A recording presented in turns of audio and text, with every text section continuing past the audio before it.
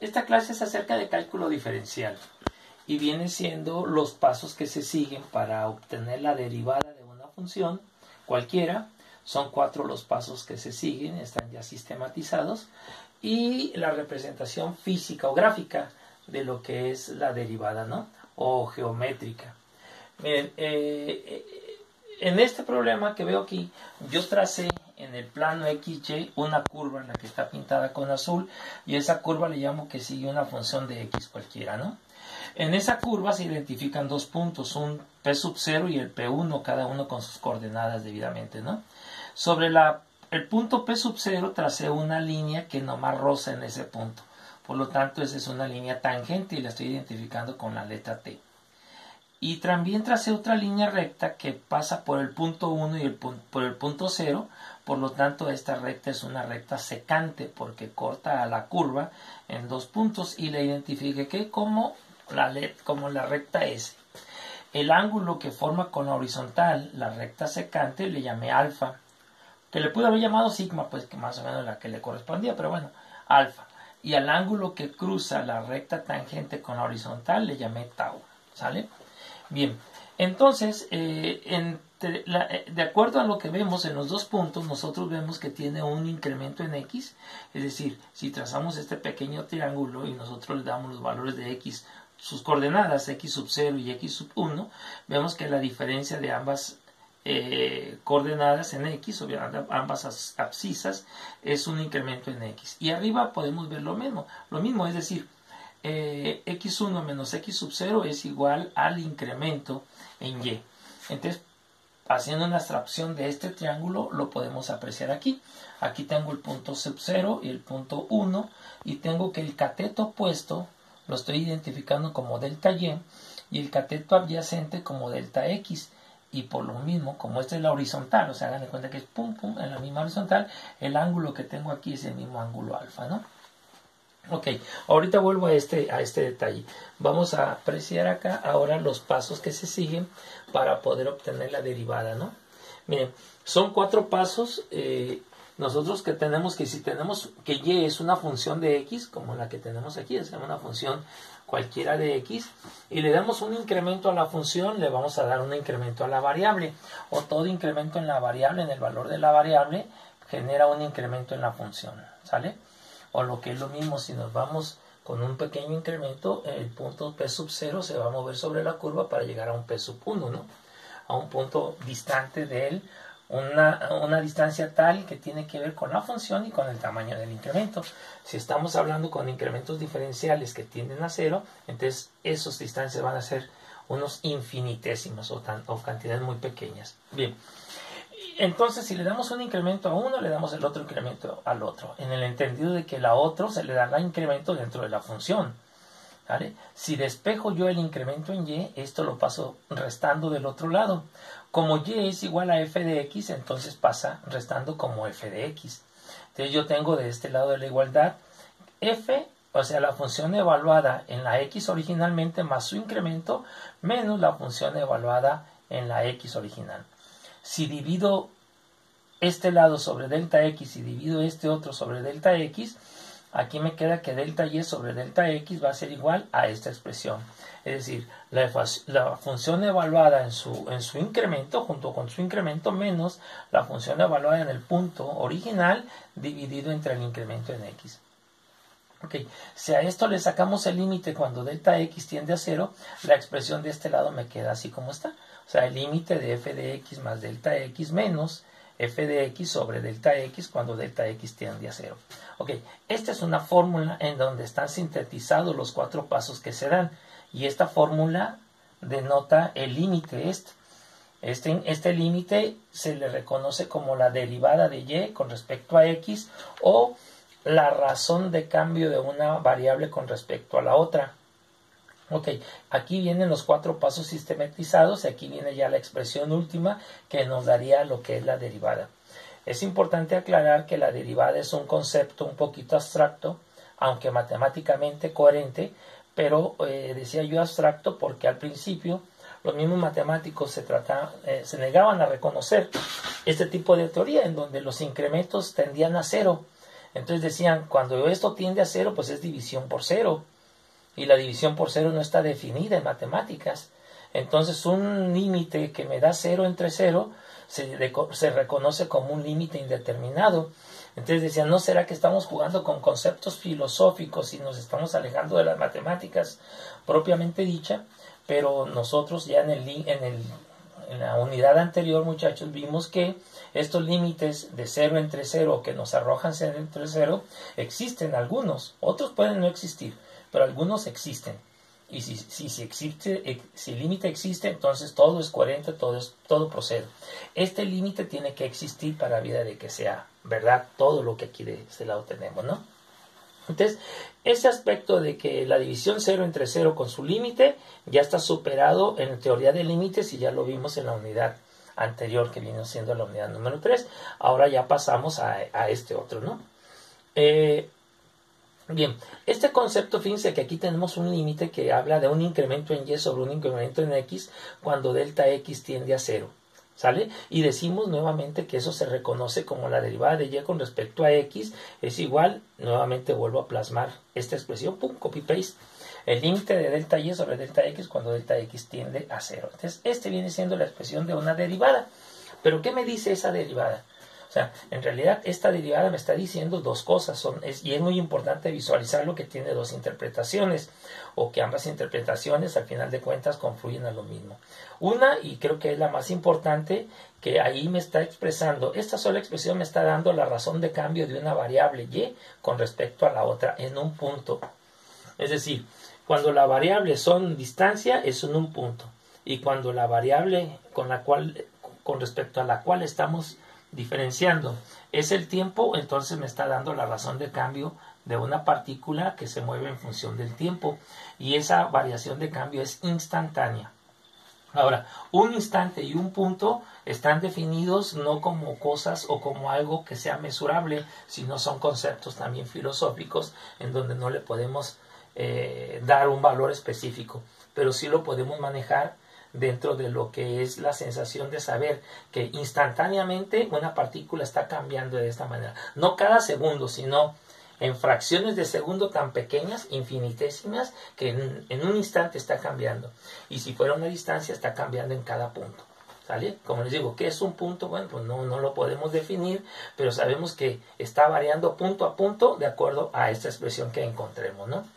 Ese viene siendo el aporte matemático muy importante que se logró en el periodo en donde se logró resolver este tipo de problemas, porque esto nos llevó a dos tipos de solución. Uno, a tener una expresión coherente que nos diera la razón de cambio de una variable con respecto a otra, y otra era un aspecto también matemático, porque mediante esta expresión encontramos la pendiente de una recta tangente a una curva dada. En aquellos años los matemáticos traían el problema de resolver. Decían, si tenemos una función que es una curva y en un punto dado hacemos pasar una pendiente, una recta tangente, okay, ¿cuál es su ecuación? Decían.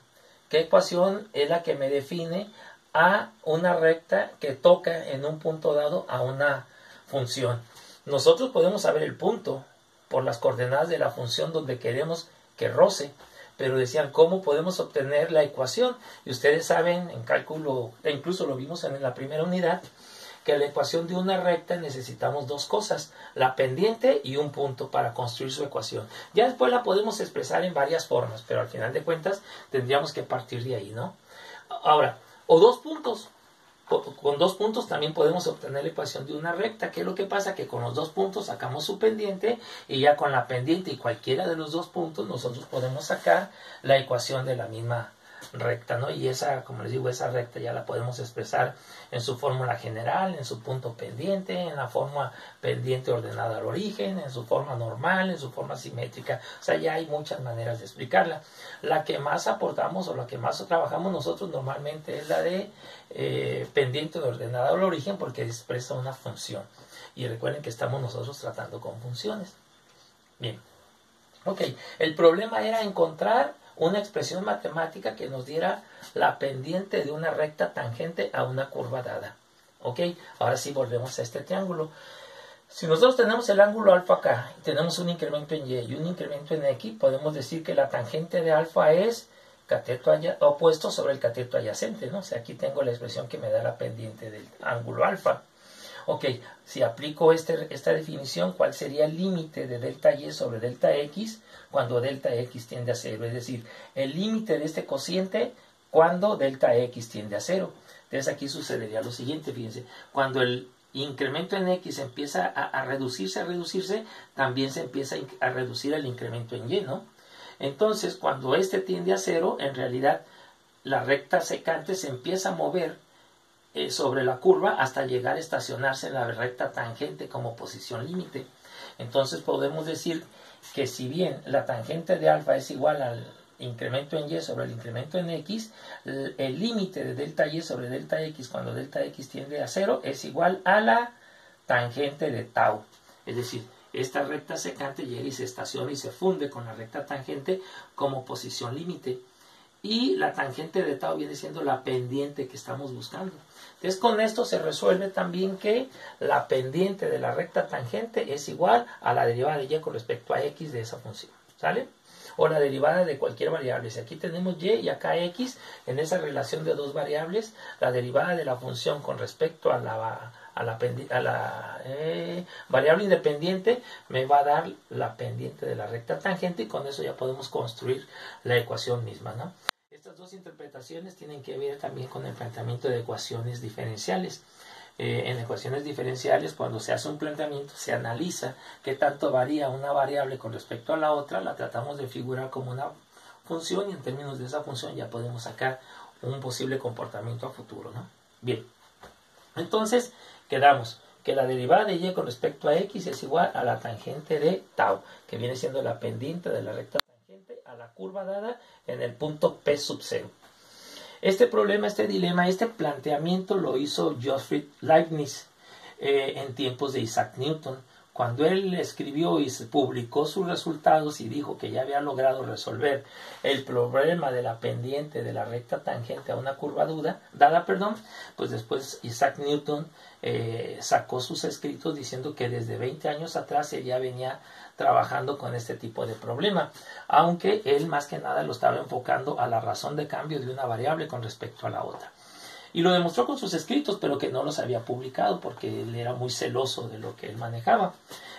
Por una cierta posición de poder, pues de alguna manera Newton era el presidente de la academia en aquellos tiempos y Leibniz era un miembro de la academia, se le dio el mérito al Newton, pero hubo una lucha enconada entre los seguidores de unos y de otros, de tal manera que al final se decidió que el mérito de haber descubierto el cálculo era de ambos, tanto de Gottfried Leibniz como de Isaac Newton. Ahora, una cosa interesante a comentar es de que todo este procedimiento, todos los símbolos que se utilizan en la actualidad, tanto en el cálculo sumatorio como en el cálculo diferencial, son los esquemas que dejó definidos Gottfried Leibniz, ¿no? Entonces, pues ahí está, para la historia. Bien. Ahora, dos cosas a observar, el más importante, que este es un límite, por lo tanto aplica toda la teoría de límites. Y aquí vamos a sacar una relación de las fórmulas básicas, las algebraicas. En realidad, esta unidad trataría de demostrar de dónde vienen todas las fórmulas de diferenciación básicas que tenemos, tanto las algebraicas, porque se dividen en algebraicas, después en trigonométricas, después en las trascendentes. Y practicar, hacer mucha práctica para lograr manejar este concepto con soltura. Ya en la siguiente unidad serían aplicaciones de la derivada, es decir, solución de problemas físicos tangibles aplicando esta herramienta, ¿no? Bien, la primera fórmula es que la derivada de una suma o resta, aquí le puse por eso un signo negativo, viene siendo a la suma o la resta de sus derivadas. Esto porque recuerden que el límite de una suma es igual a la suma de sus límites o su resta. Entonces, agarrando este concepto que es un límite, entonces podemos aplicar el mismo razonamiento a la derivada. Por lo tanto, la derivada de una función expresada como una suma de términos o una resta inclusive, pues es como si le sumamos o le restamos la derivada de cada uno de esos términos, ¿no? De teoría de límites también sacamos que si hay una constante que multiplica una función, el límite de la función nada tiene que ver con la constante la podemos sacar de la expresión para poderla trabajar. Y en la derivada es lo mismo.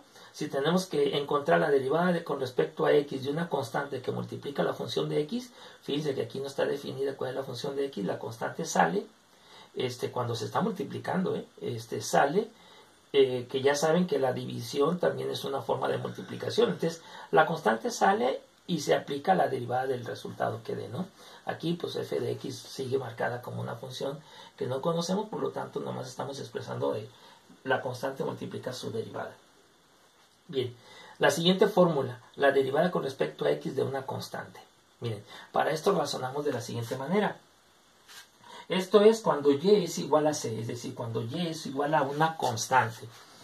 Dicen, ¿cuál es la derivada cuando y es una constante? Este es el punto C y la recta y pasa por la constante y se va hasta el infinito y tiene hasta menos infinito.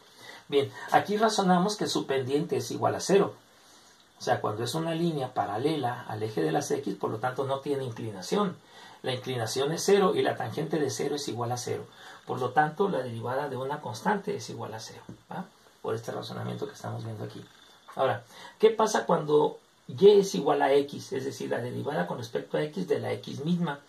Aquí podemos apreciar, si yo trazo mis ejes coordenados y aviento una línea en donde cada valor de x es igual al de y, o viceversa, cada valor de y es igual al de x, entonces eso solamente sucede cuando el ángulo de inclinación son 45 grados o pi sobre 4. Y como la tangente del ángulo de inclinación denota la derivada, podemos decir aquí que la tangente de pi sobre 4 es igual a 1. Esto lo sabemos ya desde el inicio del curso. Por lo tanto, podemos decir que la derivada con respecto a x de la x misma es igual a 1. ¿Vale? Ahora, ¿qué pasa si en vez de x tenemos x cuadrada? Bueno, ya para esto tenemos que aplicar la regla de los 4 pasos. Pero de antemano yo les puedo decir que es igual a 2x. Y miren, aquí lo puse en azul. Primero dice, definimos y como una función de x. Ok, vamos a decir que y es igual a x cuadrada, que es el caso que nos está ocupando. Un incremento en y denota un incremento en la variable, pero como la variable está elevada al cuadrado, entonces se abre el paréntesis, se mete el incremento y se eleva al cuadrado, ¿no?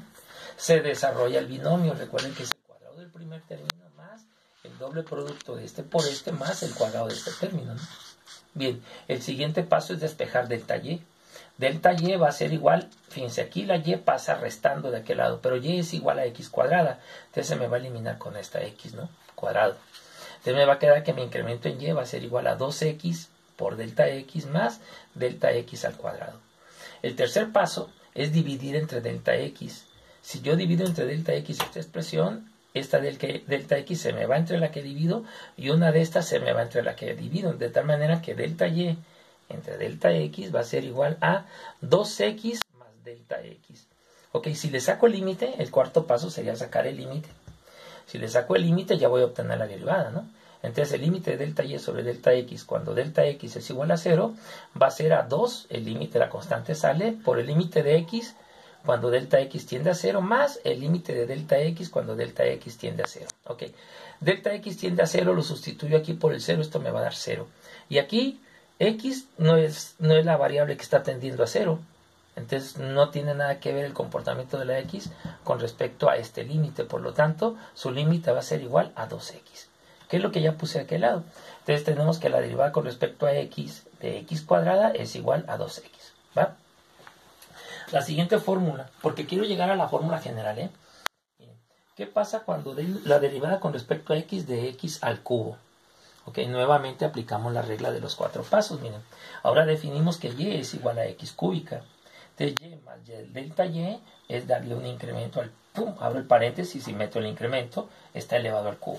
El desarrollo de este binomio al cubo es x cúbica más 3x cuadrada delta x más 3x delta x cuadrada más delta x al cubo. O sea, el cubo del primero más el triple producto del cuadrado del primero por el segundo más el triple producto del primero por el cuadrado del segundo más el cubo del segundo. Bien, si este lo paso restando para allá, pasa esto restando, se me elimina con este.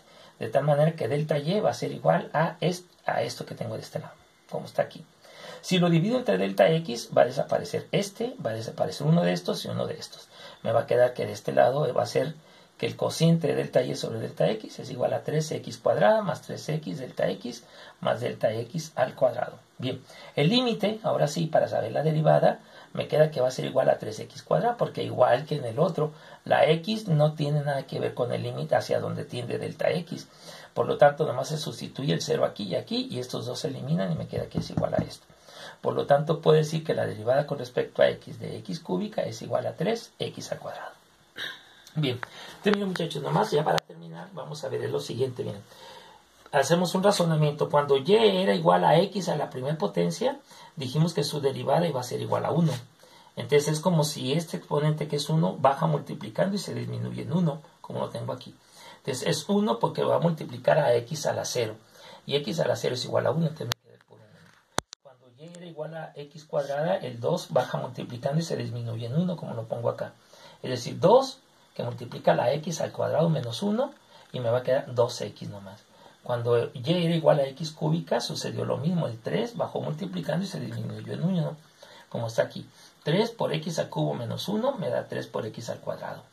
Y cuando es a la cuarta potencia, ya podemos inferir que el 4 baja multiplicando y se disminuye en 1, como lo tengo aquí.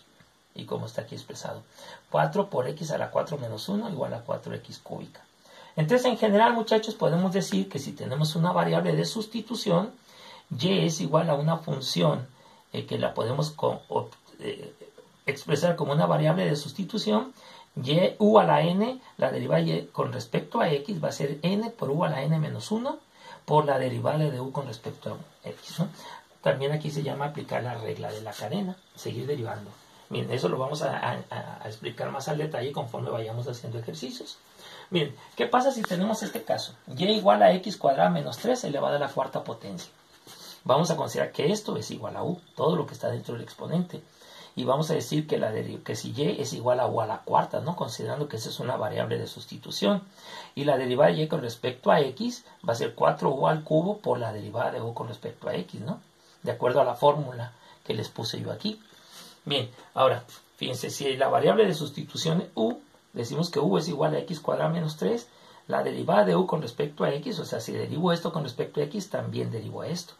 Y aquí derivo esto y derivo esto, ¿no? Porque la derivada de una suma es la suma de sus derivadas. Entonces la derivada de esta va a ser igual a 2x y la derivada de 3 es 0.